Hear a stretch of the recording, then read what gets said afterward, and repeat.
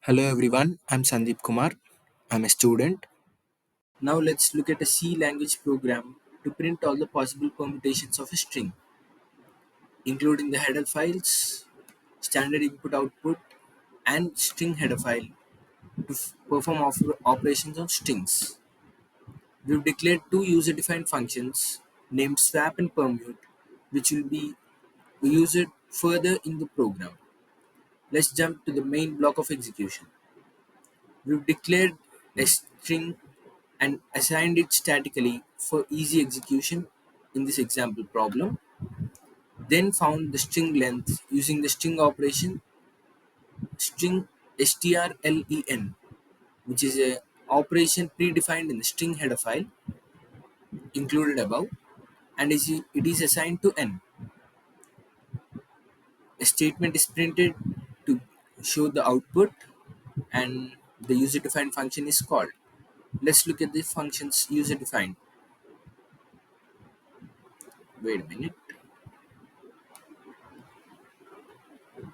Yeah, the swap function. It's a void function as it does not return any value. Two pointer variables are assigned x and y as the values among the variables will be swapped. For this swapping process, we use a temporary variable named as TEME, assign it to x, then assign y to x, and then again assign y to the temporary variable, swapping the two positions between themselves.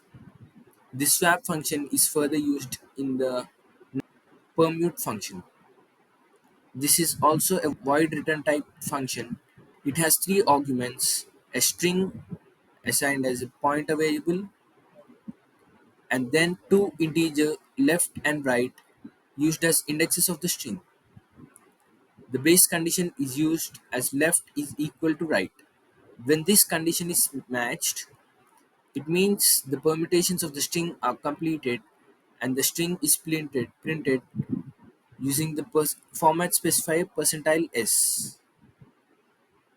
And in the else block, the actual program runs using an iteration of for loop which runs the iteration throughout the string from the left, which is the first index of the string, to the right index, which is the last index of the string.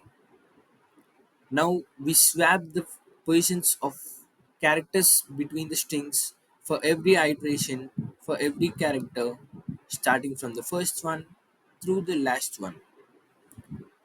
And then we call the permute inside this iteration again, but from the second character to the last character.